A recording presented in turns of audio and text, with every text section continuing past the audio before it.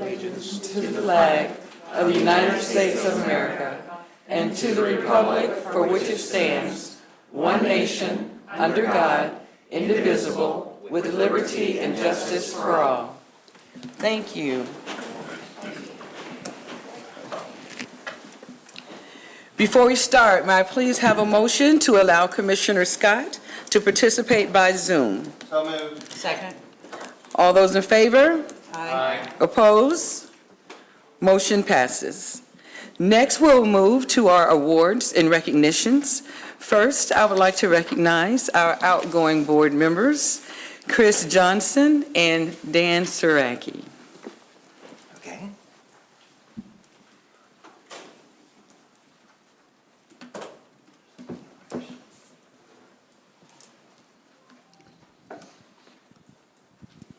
Hello.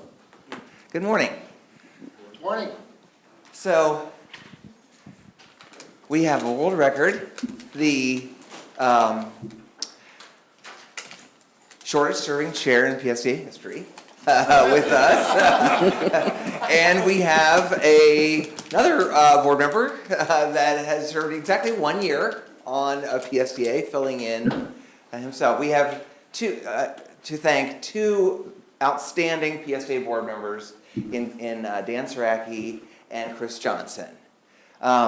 Chris Johnson, a Largo commissioner, he has served on the board for a year, and he's served during that time on the PSTA Legislative Committee.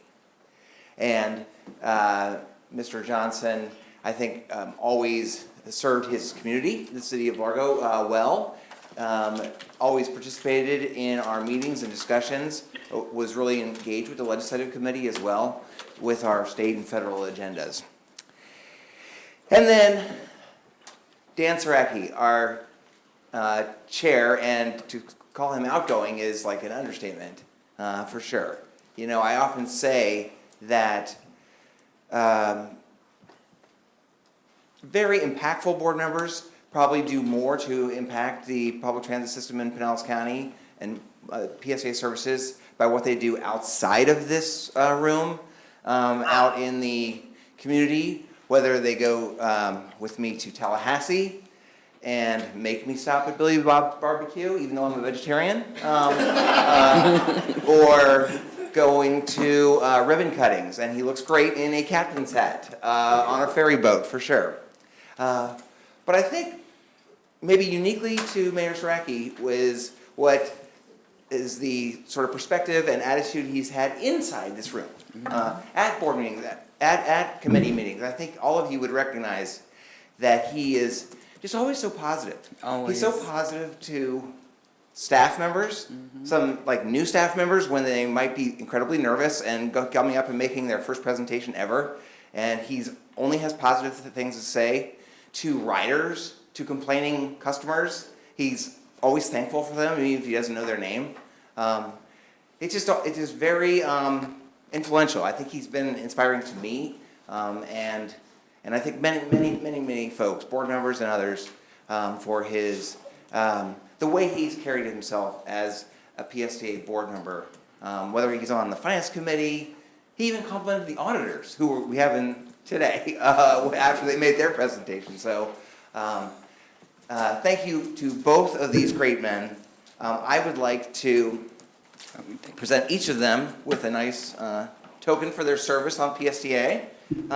And you now are the recipient of a lifetime pass. Yay. That is Flamingo. I've been waiting for that. Yes. There you go. There you go. Before we take a picture, would you like to say anything? Yeah, go ahead. I just want to say how proud I am to serve on this board. You know, we do really great work here. You know, this organization does great work. I have a nephew who has a traumatic brain injury and is very, without PSTA, he could not get around the county. It's amazing what we do here, and it's so important. So thank you for your hard work. Thank you to our, it's been a pleasure to serve on this board, and thank you. Let's hear it for Chris. So I just have a quick story. when I first was elected to come to PSTA, I knew nothing about transportation. And I still remember the day when Brad, back in June of 2019, took me for a tour, and I met all the amazing employees, Deb, Al, Henry, Harry. I mean, it was just an amazing journey. But the biggest thing that stuck in my mind is when we went into the parts department and saw all these parts for the buses. It was just an amazing tour. And then we went outside, and there were trolleys just lined up, trolleys lined up. It was just a great experience, learning so much about transportation with the finance committee, working with our auditor and picking them, which has done an amazing job. Deb in finance, I've learned so much about that. But my favorite part was going to Tallahassee and to Washington, D.C. to meet with all the legislative people that were involved in the grant process and getting all the financing and the money for our transportation system to keep Pinellas County running with a great bus service. Just incredible journey. I am so thankful and grateful to all the employees, and especially to you, Brad, for all your leadership and what you've done. Thank you so much, Brad.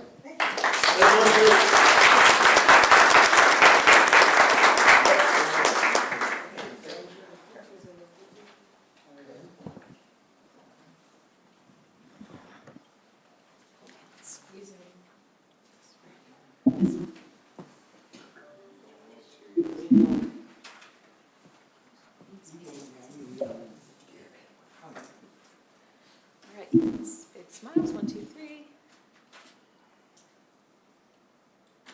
Perfect, thank you.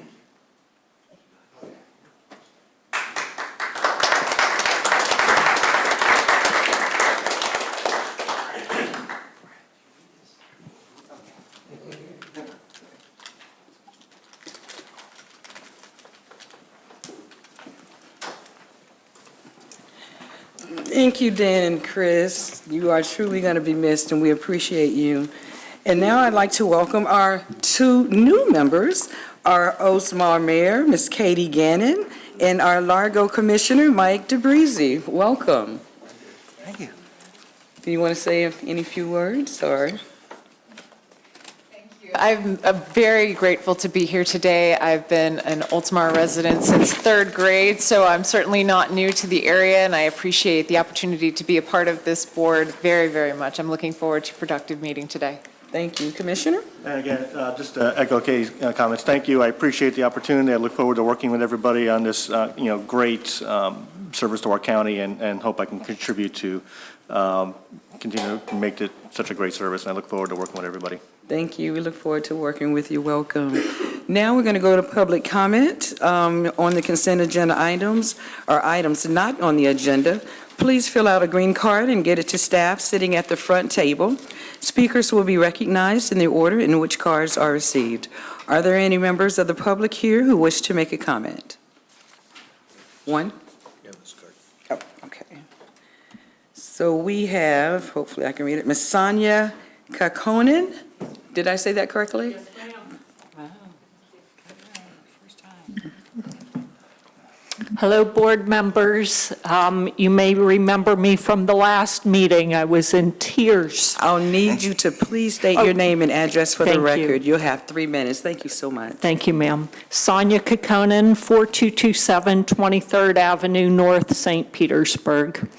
As I said, I was here at the last meeting, and part of it was with the changes to the bus routes, and also just the difficulty in general in riding that I experienced in the last year, riding the buses, and the challenges.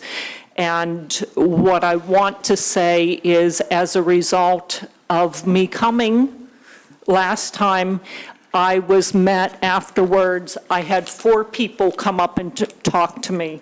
I had Devin Deal, who was amazing and spent at least 40 minutes talking to me, hearing my concerns, and looking at routes, and then saying, hey, I'll look into that and I'll get back to you. And he did both of those.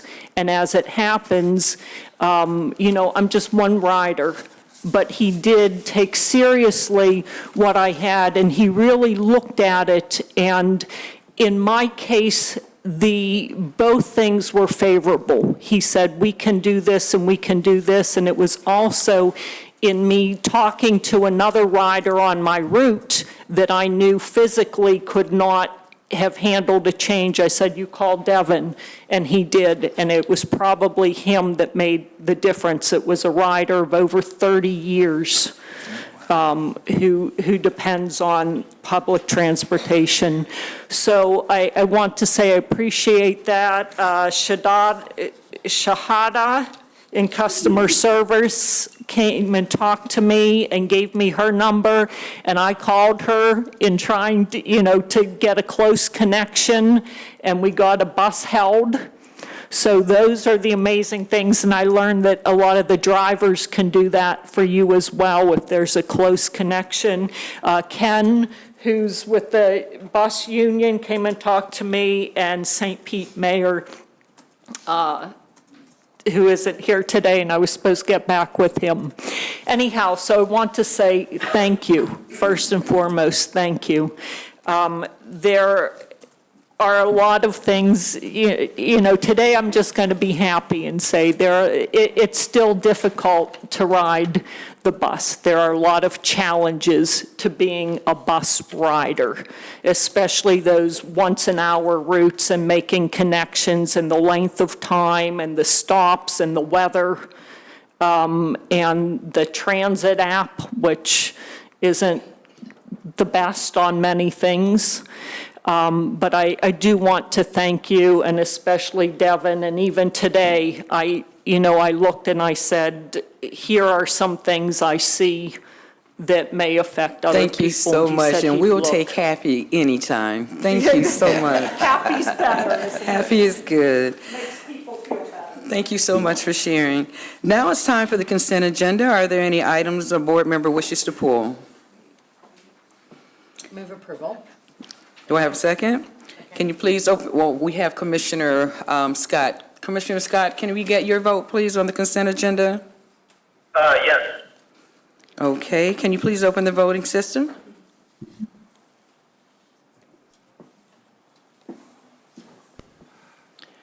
I'm a yes.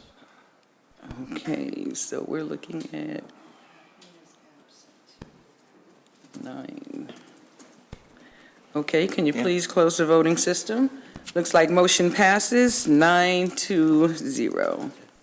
Was it 9 or 10? 10 with Brian. 10 with Brian. Commissioner Scott. Okay, thank you so much. Motion passes. Now we're moving to our committee updates. The only update today is from the Chair of the Transit Riders Advisory Committee, TRAC, Ms. Gloria Lepit-Corrigan, about their recent meetings. Can we just, Rachel, it was 9-0, including Commissioner Scott, right? Yes. It was 9, not 10? There's only Okay. 8 here, so. Okay, I thought I counted correctly. Okay. Hi, how are you? Good, how are you? Great. Yes, good morning, Chair Fig Sanders, and esteemed board members, and Mr. Miller. The TRAC met here at PSTA on Tuesday, the 18th of March, and we received an additional presentation on the Connected Community Bus Plan, which you'll be voting on, and it included some of the latest changes as presented by Planning Manager Jacob Labutka. And after some discussion, we were certainly glad about some of the additions and had concerns about some of the lost service, including my favorite 67, which is going away. But despite that, we approved the staff recommendations, and we really applaud the hard work that they put into making that work. And then we also enjoyed the presentation from Planning and Data Analyst Manager Devin Deal that you saw in one of your prior meetings. In fact, I saw it at your prior meeting, and I thought it would be very interesting for our TRAC members. They very much enjoyed it. It talked about how the fleet consists of using full-size buses to accommodate peak demand loads along the majority of routes. And again, many of our personal experiences really supported the findings that he presented. And so, again, we are very grateful for the work that's being done to have the right bus size mix. And then finally, we discussed our 2025 committee initiative that involves all of you. And again, our initiative is this year to escort each of you individually on a PSTA bus or access ride. And in the coming weeks, you will be contacted by one of our members directly to plan out a ride that works for your convenience.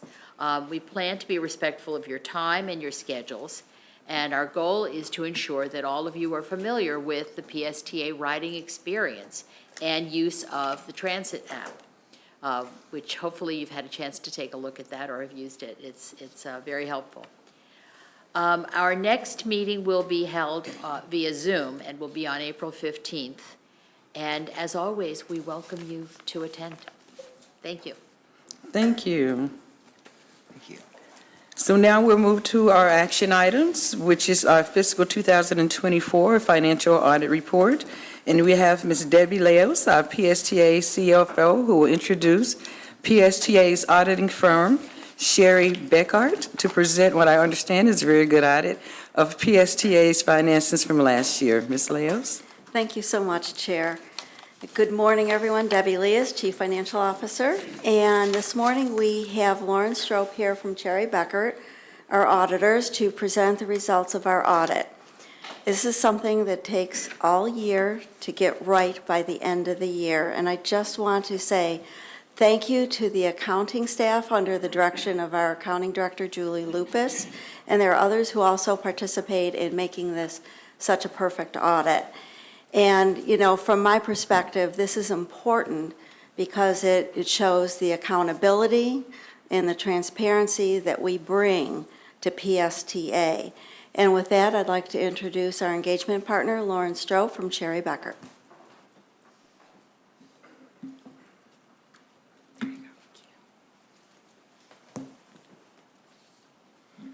Good morning, everyone. Thank you so much for having me here today. My name is Lauren Strope, and I had the pleasure of serving as your audit partner for the September 30th, 2024 audit engagement. I had the privilege of speaking to the Finance Committee last week, so they got to hear my very long presentation and very detailed one. This is a little bit abbreviated, but if you have any questions along the way, please don't hesitate to ask. I promise I'm a better auditor than a presenter, but we'll go ahead and get into this now. All right, so everyone's favorite slide, the results of the audit. So as Debbie was explaining, a lot goes into this engagement. We actually issue 5 different reports when we complete our audit. And we are ready to render our opinion on all of those reports today after your approval. So the first report we do is under generally accepted auditing standards, and that's the report that says that we, your independent auditor, feel that your financials are free from any sort of material misstatement. And so we're ready to render an unmodified opinion. I just said a lot of words, but basically it's a clean opinion. It's the highest level of assurance that we as your external auditor can provide. It's the only type of opinion that you want. The second report that we issue is one under government auditing standards, and that requires us to kind of take a deep dive into your your internal controls over your financial reporting. We don't actually opine on those internal controls, but if we become aware of an issue as we complete our audit that's a significant deficiency or a material weakness, I would be required to communicate that to you, both in my report and now, and I'm pleased to report that we did not have any of those findings, so you have a no comment letter, so again, a clean report there. As you know, you receive a lot of federal and state dollars, which triggers the federal and state single audit. So we take a look at all that money, and we test not only the compliance requirements, so did PSTA comply with the requirement of the grant, but also the internal controls that management has put over that grant. Pleased to report that you have a no comment or clean opinion there as well, so we did not find any issues in compliance, and the internal controls over that compliance appear to be sound. Finally, the state of Florida requires us to do 2 reports for you. One is the Florida Auditor General letter, and we are pleased to report that's a no comment letter, so a clean report there too. And finally, the state of Florida requires that you have an investment examination done over your compliance with investment policies here in the state of Florida. Pleased to report that will also be an unmodified opinion. So clean opinions all the way around, and we are ready to issue today. If you were to look in your report, I did want to make you aware that Note 1 kind of goes through all of the accounting policies that you have. Management is responsible for selecting those accounting policies. And if you look in Note 1 this year, you early adopted GASB 101 over compensated absences. There was a restatement to your net position as a result of that implementation, and all of that is disclosed in Note 2. But we are pleased to report that we feel that that was properly implemented and that all of the policies are appropriately followed here at PSTA. And with that, I am happy to answer any questions that you might have over the audit. Anyone have any questions?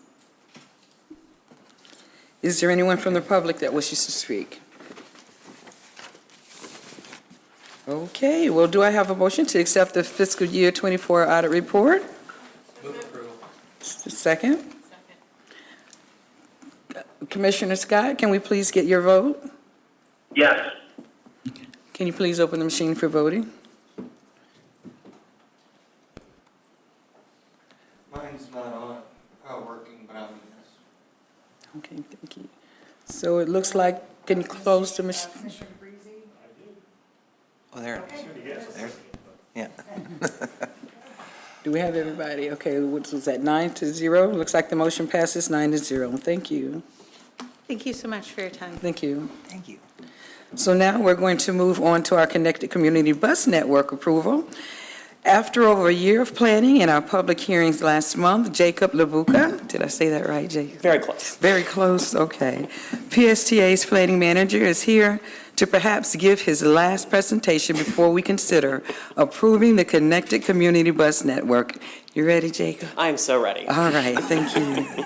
Great. Well, thank you, Vice Chair, and good morning, everyone, and welcome to our newest board members. I'm looking forward to working with y'all during your tenure on our board. So again, my name is Jacob Labutka. I'm the planning manager here at PSTA, and I'm very pleased to give you the final update presentation action item on the Connected Community Bus Network. This has been the result of a lot of hard work over the last year and a half from the staff here at PSTA, here at the board level through a lot of thoughtful discussions with you all, with our Transit Riders Advisory Committee, with our operations team, municipal partners, and most importantly, our riders. So we can have a truly thoughtful, community-driven bus planning process. Special shout out to my co-pilot, Devin Deal, on this project, who yesterday referred to me as the quarterback on this project, which I think is the first time I've ever been referred to as a quarterback, but I assure you I'm much better at transit than I ever will be at football. Don't throw me a football. I can't catch that and save my life. So today, we are here to approve the Connected Community Bus Network for implementation this fall, and to approve the federally required service equity analysis that's required under Title VI of the Civil Rights Act for a major service change like this. Like I mentioned, we've done a lot of outreach over the last year and a half. Shown here on the screen are images from our Bus Network and Bagels event before our public hearing last month, where we had a lot of thoughtful conversations with individuals like Sonia, who was of course up here a little bit ago describing her experience last month at the hearing. So I think this really exemplifies the very thoughtful public participation plan that we had throughout this process. Just a few highlights regarding this network. As I've mentioned before, this is a cost-neutral set of recommendations within our existing budget. As the name implies, the plan functions as a network, which is why we're bringing this to you in one motion and will be implemented as one series of recommendations. We want this to be clear, consistent, and connected for our existing riders and to help bring new riders into the system to help make transit here easier to use and understand. And as I mentioned in the action item, we did conduct a federally required service equity analysis that's required for major service changes under Title VI of the Civil Rights Act. And there's a more detailed analysis in your packet, but the analysis found that there was no disproportionate adverse impact to Title VI communities, which include low-income and racial minority communities. Shown here is a map of our existing network here in Pinellas County, which I always like to put right before the recommendation slide here to show the changes. As I've mentioned before, most places that have transit today are still going to be served under this new network. Obviously, we're just reallocating service in a different way. In these 6 themes of buckets of changes, as I've outlined for you all a few times before, probably my favorite on this list, number 1 is that we're being responsive to both outreach we've had in this plan and things I've heard from riders in my 8.5 years here, asking for increased span of service later in the evening and more weekend service. And so we're shifting our resources from the weekday, peak times during the weekday, to provide 7-day-a-week service across most of our system, with the exception of express routes and the on-demand zones. But really happy that we're able to provide a more consistent and usable network for our Pinellas County community. So as part of our public participation process, this has been very iterative, and we've been trying to be very responsive to as many rider and stakeholder comments as possible. So we were making changes to the network up until about 2-3 weeks ago, based on the results of both the public hearing from last month, as well as some additional coordination with our operations team. So shown here is a summary of some of the most recent changes we've made to the network that I'll go through really quick. So shown here in green is our Route 18. So we made a slight change to that by introducing a variant. We made a variant pattern like we have with other routes, where around 58th Street, in the plan, it was initially proposed to remove service on 58th Street between 9th Avenue and 22nd Avenue North. After hearing public comment, we did make an adjustment to where the Route 18 will have an alternating service pattern, and there will still be service on that section of 58th Street. Shown in blue is our Route 19. After conversations with members of our operations team, we realized that there are some folks who utilize that route that need a more quick direct connection to the heart of Tarpon Springs for services along Alt 19 and near Pinellas Avenue. The route was initially proposed to end at Tarpon and Huey behind the Walmart on US 19 and Tarpon Springs, but after that engagement, we reshifted the back route so it operates more closely to how it does today. Shown in red is our Route 22 that we had initially in the plan proposed to deviate a little south to 17th Avenue North near 34th Street to get closer to a few trip generators like the Publix. However, after talking with riders like Sonia and others, we realized that there were several Route 22 riders that rely on the services in that section that we were going to deviate. So we did restore service in that segment to just keep it a straight line along the 22nd Avenue North corridor. And lastly, the line in orange, Route 24, which somewhat mirrors today's existing Route 23. So this was based on comment both from an operator and as well as a rider. This was initially proposed to, I'll have to timer out this thing. It was initially proposed to travel along 22nd Avenue South and continue onto Gulfport Boulevard near the Pasadena Young States Country Club. However, in so doing, we realized that we would be missing some existing stops with ridership on 58th Street and 15th Avenue South near Stetson University. So as a result of that feedback, we just made a slight shift in that area so we could serve areas with higher ridership demand. And so that's, I think, really exemplifies that up to almost pencils being down, we really wanted to get as many voices heard and incorporated into this plan as possible. So some of the next steps for this effort is, of course, today is the final PSTA board vote on this plan, and then the work can truly begin. Over the next 6 months, we're going to have a very robust implementation plan with activities such as coming up with finalizing what the route numbering classification will be, doing the work to schedule routes, working with our operations and facilities team on what the services will look like and what changes might need to be made to bus stops, working on our marketing communications plan, and most importantly, ensuring our riders are educated and informed on these changes and prepared for an implementation as sometime this fall. And so with that, this is the culmination of 18 months of hard work by the team here and by you all with very thoughtful conversations that I very much appreciate so we can have a thoughtful, public-driven planning process. The action item today is to approve the Connected Community Bus Network for implementation this fall and approval of the federally required service analysis that went along with it. And so with that, pass it back to you, Vice Chair, and I'm happy to take any questions or comments. Okay, we have Commissioner McCann. Thank you, Madam Chair. Well, I want to jump in and be the first to say thanks to Jacob, Devin, Darden, everybody who worked on this. I don't jump in with platitudes for anybody who knows me. And I specifically say this because I know how humans interact with change, and I know from Darden's presentation how this has gone in the past. When you do a system-wide change like this, the fact that we don't have an angry mob here complaining about this is a testament to the hard work that this team has done. I'm blown away. I think this is great. Thank you, everybody. Yeah. Thank you. Commissioner, did you change? Commissioner Sherry? No, Oh, okay, you went away. Commissioner Sherry. there we go. Questions for you on these. Of course. On the action item agenda, it says PSTA is required to complete this every 5 years, this new plan, or at least update the plan. Yeah. When does that due? So so there's a few components to this. So we are at a federal level required to complete an onboard survey so we can have a statistical profile of our ridership by route and system-wide. So that has already been completed.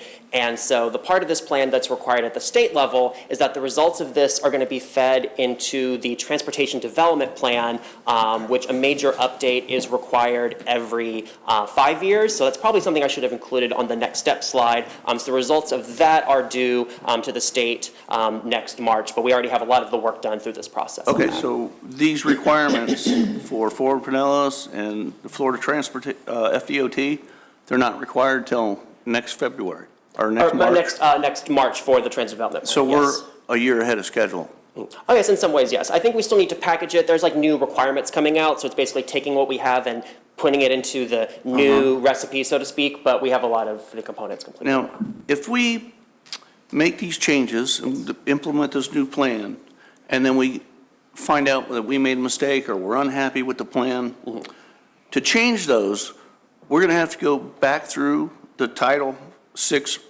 reviews and regulations to make sure that changing them, we are not violating our service changes. We have to make sure we don't have disparative impacts, we don't disproportionate burdens, all that. We'll have to make sure, we'll have to do a complete review before we can make any changes to the changes that we're implementing.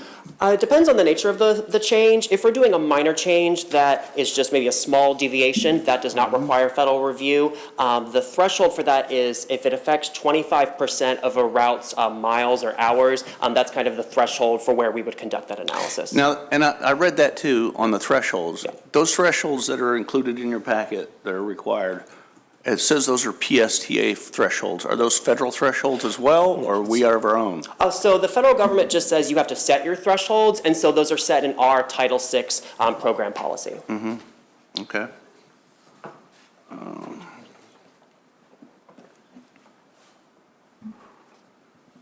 Okay, that's all the questions I had for now. Thank you. Thank you. Thank you. Is there anyone in the public who wishes to speak? Seeing none, do I have a motion to accept the Connected Community Bus Network and analysis? So moved. Second? I'm sorry, are we accepting the analysis or voting on whether to approve it? We're approving it. We can accept it. Are we going to have a discussion about it first, or just vote on whether or not to approve it? I thought we just did. Yeah, we were open for discussion and you asked your I was asking question. questions, and then I thought we would have a discussion about whether or not we wanted to approve it at this time. We were voting if you wanted to approve it or not. Okay, well, may I? Yeah. Since I didn't do the Yes, process. yes. These are major changes, as defined. These are all major changes. And it's my understanding from these quick questions we're under no gun to get this done. We don't have to implement this right away. There has been a lot of changes on this board. Mayor Gannon's new, Mike's new, I'm new, Barb Hazelton's new, and we just lost the leadership of Dan Saraki and Chris Johnson. If we want to if we find out later these changes were not good changes, and we want to change them, we're going to have to spend a lot of money to do it. And I'm not convinced that this is budget neutral at all. We're adding routes, we're adding services, and I'm not convinced. So my recommendation is that we give our new members, myself, Mayor Gannon, Mike, a month to look at it. I want to review this plan. This is the first time I've seen it, was yesterday. You know, I know we've been, the board has been working very hard on it. I got that. You've been working very hard on it. But I don't see any reason to push it with new members sitting on the board. And so I would like to make a motion that we delay it for 30 days and give the new members time to absorb it. Okay, so we already have a motion on the floor, and we've been offered a subsequent motion to delay it for 30 days. Thank you. Commissioner Driscoll. Thank you. Jacob, how many months have you been working on this? About this part of the planning process, about 18 months, 2 years if you include the onboard survey. Thank you. And have you provided updates to the PSTA board along the way? Yes. Has each board member or any member of the public, any elected official from another entity, had an opportunity to reach out to PSTA, any member, or Brad to learn more about the Connected Community Bus Network? Yes. Yes. Great. And Brad, did you give an opportunity for each board member to have a one-on-one prior to this meeting? Yes. Great. What was the date that, and maybe this is a Rachel thing, what was the date that this particular agenda and all of the backup material came out for board members to review? Last Friday morning. Okay, okay. And previous materials related to the CCBN have been widely available, publicly available, and a good deal of discussion has been had by this board. It is the responsibility of each board member to be prepared for the meeting, to ask the questions so that they can be prepared to vote. And I don't see anything that has held any board member back from learning as much as they can about this. I applaud and commend the staff for working so hard on this for almost 2 years. As highlighted in the presentation, this is a clearer, more consistent, and more connected bus network. This is an improvement on what we already have, and it's not costing us a dime more. That's not easy to do, and you guys did achieve that. I'm really proud of what you have here. There are some compromises that have been made in order to keep it cost neutral, because we can't afford to be everywhere for every person exactly where they want to be and when. But what we have here is something that works better for the way that people need to move around today. And I'm very proud of the work that's been done. I'm proud of the input that this board has given along the way. I've seen you present it out in the community and, with different government entities. And I am looking forward to moving this forward today. Thank you. Thank you. Commissioner DeBreezy. Thank you. I've been fortunate to have enough time prior to study this, but just to, out of respect for Commissioner Scheer, can you talk about what the impact of, given we have a long rollout as it is, but can you talk a little bit about the impact if this was delayed a month? Oh, sure. So I think the impact is, the goal for getting it approved today would be an October service, be ready for the October service change. So there's activities we have to do in the next 6 months, such as intense scheduling of the route with our HASTA scheduling software, working with our union team, doing a marketing communications plan. So I think the reduction of a month would make it a challenge to meet that October launch timeline. And You want to speak before? Yeah, maybe. It was a good question that you asked, Commissioner Scher.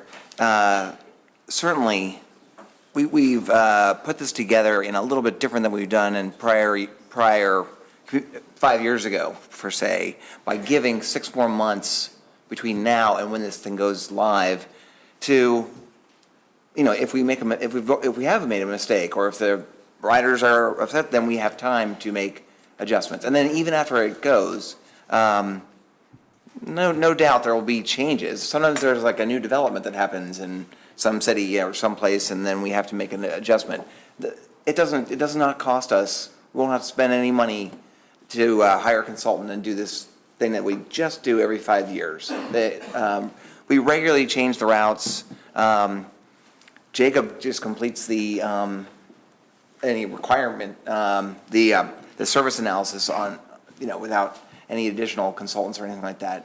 So, no, I know you expressed concern that there was going to be, we have to spend a lot of money anytime we made a change. We've sort of built that into the schedule so that we wouldn't have to have any additional study expenses. Okay, thank you, Brad. Commissioner Latvala. Thank you, Madam Chair. May I ask Mrs. Laus a question? Yeah. As we all know, and some of the board members are new, to the new board members, you are an award-winning CFO, correct? Yes, sir. And what award was that? CFO of the Year for the Tampa Bay region. Are you, having said that, and your vast knowledge of working with the board and your experience, are you confident that this is budget neutral? I am. There's been a lot of work that's been done on this, and it's a reallocation of our resources to be able to achieve it. All right, thank you. Thank you. Commissioner Gannon. Thank you, Madam Chair. I did have the opportunity to have a Zoom meeting earlier this week with Mr. Miller and Ms. Rice, as well as to address, certain questions, as well, in addition to sort of onboarding in quick fashion, because I was sworn in on March 18th. So this has been quick. I was able to review all of the prior agenda meeting minutes and videos. I did have several concerns about the city of Oldsmar. Currently, Route 67 does serve a significant portion of our business district north of Tampa Road. My main concern, obviously, was that employees would still be able to get to their various places of work along Douglas Road up toward Forest Lakes Boulevard and on Linebaugh. I sent those questions to Jacob, and those questions were addressed. I was surprised to learn that 9 stops are being eliminated in Oldsmar. I wasn't aware of that prior to reviewing these documents that came out on Friday. They are stops that are in the residential area, however, south of Tampa Road, and don't have the impact I feared on the business district area. These stops that are being eliminated also, I learned from Jacob, have a combined ridership of 6 boardings per day, as well as the fact that the new map will provide routes 7 days a week, especially on the weekends to Countryside Mall, downtown Dunedin, downtown Clearwater. So my concerns were substantially alleviated after having the opportunity to discuss with staff and leadership. But I did take the initiative to review all of the past meeting minutes and all of this documentation, as well as the Title VI report. And I appreciated the, I think, full hour of questioning, rapid fire questioning to Mr. Miller about the specific impacts to Oldsmar. However, as Commissioner Scher did point out, I have not had the opportunity to bring these concerns and gain the additional input of my fellow council members in the city of Oldsmar, but I was able to address my individual and personal concerns with the changes to the map. Thank you, Chair. Thank you so much for that. Seeing no further requests to speak, we do have, and I'm going to refer to legal, we properly had a motion made to accept the community network and the analysis that was presented, a subsequent motion for the delay. So I'm going to, Was it a motion? yeah, he made Commissioner Shearer made a motion. But, no, it wasn't seconded, but he made a motion, And there's a so. motion already on the floor. And there's so a motion. The option is to try to amend that motion, which would be a motion to amend the motion to continue the item for 30 days. That would require a second. If that motion to amend the motion on the floor gets seconded, then you would first vote on that new motion to amend. So is there a second for the extension motion? Seeing none, that motion has died for lack of second. So now we had a current motion on the floor for the Connected Community Bus Network and Analysis. Is there a second? We've already had one. Oh, we already had a second? Okay, okay. Okay, I couldn't remember if we had a second or not, so thank you for that. Commissioner Scott, would you like to vote on the motion, please? Yes. Thank you. Rachel, can you please open the machine for voting?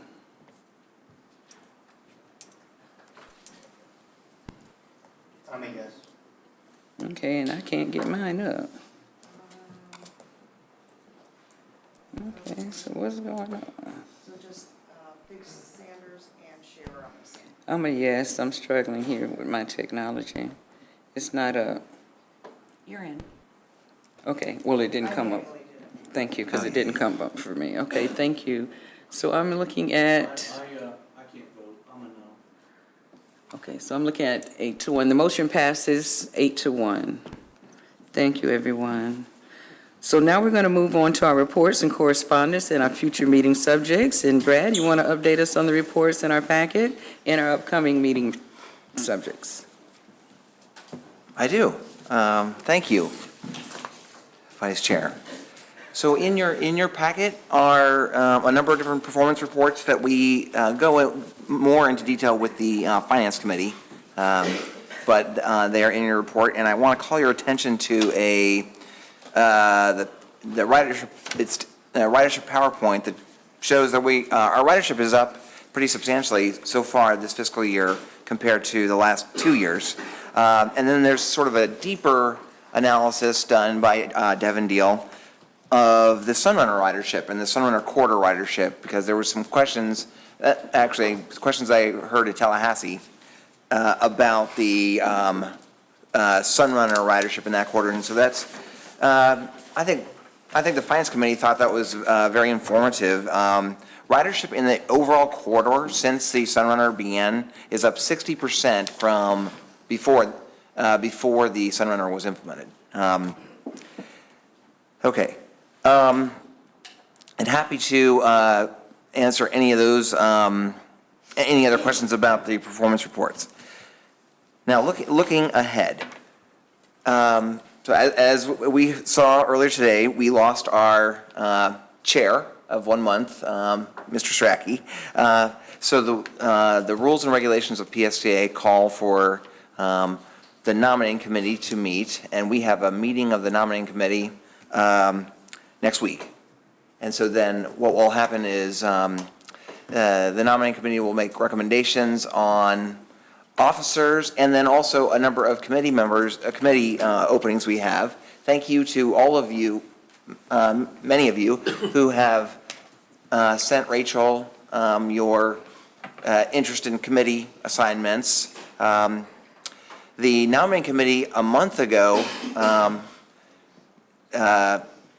knew or had a recommendation that you approved on your consent agenda to appoint a new member of the Legislative Committee, Robert Walker, as an alternate.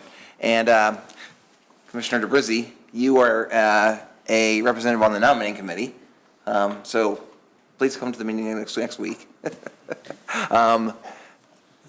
That already happened, but we'll review all that next week and then vote on it at the end of April. Then on Friday, April 11th, in the morning, 9 o'clock, we're going to have our first of 2 budget workshops for fiscal year, to start the planning for fiscal year 2026. The idea we had is we had workshops like this last year that were very, I think, successful. I think the board members felt that they were successful in that they provided some more input into an understanding of the PSTA budget process, and then the ideas and sort of policies or new services that we implemented this fiscal year were a direct result of the discussions we had at those workshops. And so we want to plan it again. That's on Friday, April 11th. I want to thank Commissioners Scher and McCann, and as well as the other members of the PSA Finance Committee for doing their homework right now. It's a state requirement that the Finance Committee is the selection committee for the auditor, for the auditing firm for PSTA. And we have two proposals that you have. I think we've had some Finance Committee members already turn their scores into AL on the online bonfire program. So thank you for doing that work. Next week, I and our vice chair head to Tallahassee for our legislative trip again. PSTA had the first bus cross the newly created Howard Franklin Bridge. PSTA is the only transit service that runs regularly between Pinellas and Hillsborough. But we were part of the FDOT media event and had a bus with drone footage of it to show it off. And then our 300X, which goes across the Howard Franklin Bridge to the airport, was the first transit service on there. So that's exciting. The idea, once the express lanes are open on the Howard Franklin Bridge, the PSTA buses will be able to use those express lanes, which will be a positive, I think, for our riders. The PSTA operates two services to Tampa. We operate the 300X from Largo, from a park and ride lot on Ulmerton Road to the airport and then to downtown Tampa. And then we operate a second service called the 100X from downtown St. Petersburg up 275 across the Gandy Bridge currently to downtown Tampa.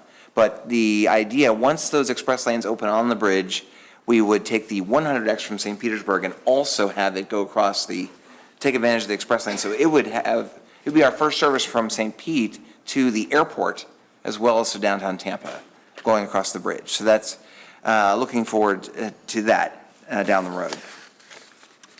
Last thing on my list of future items coming up. On Thursday, April 10th, 6 p.m., you're welcome to join me the night before our workshop, the next morning, at the Museum of History in St. Petersburg. We are the host for Happy Hour with a Historian, which is a series that they do down there at the History Museum. And as part of our 40th year anniversary of PSTA, we're going to have a speaker that's going to give a history talk on the history of public transportation in Pinellas County, the 100 years that there's been transit in Pinellas County. So that's exciting. And that concludes my report. Okay, thank you. Is there any other business to discuss? Board members, does any board members have any comments? Everybody's quiet today. You know what, since you asked. All right, Commissioner McCann. Brad, you just dropped a big positive bombshell to me, bus service from downtown St. Pete to the airport. I think there's a lot of potential there. That would be a modification to the 100X. And would that include weekend service? Unclear at this point. Because I think the 300X does not run on the weekends, is that right? That is correct. So unfortunately, in the series of recommendations, given the magnitude of what it would take to add service to those routes, they are kind of as is on weekdays in the plan currently. However, I have a side mission to investigate if we can get a few additional trips on the 100X by repurposing the section from Gateway Mall to downtown, and instead of having that, maybe using that for some weekend trips. that's true. But since we receive grant funding from FDOT, I have to coordinate with them on that. But that is a goal of mine, to at least get a couple weekend trips to Yeah. Harvard, or to Tampa. Great, yeah, I think having a bus between downtown St. Pete and the airport, that's something I've heard a lot of demands for, requests for, from other members of the public. Thank you. Thank you. Seeing no further comments, again, I want to welcome our new Oldsmar Mayor, Ms. Katie Gannon, and Largo Commissioner, Mr. Mike DeBreezy. Thank you so much for being here with us today. So our next meeting is April 23rd at 9 a.m. This meeting is adjourned. When did you say the happy hour with the story?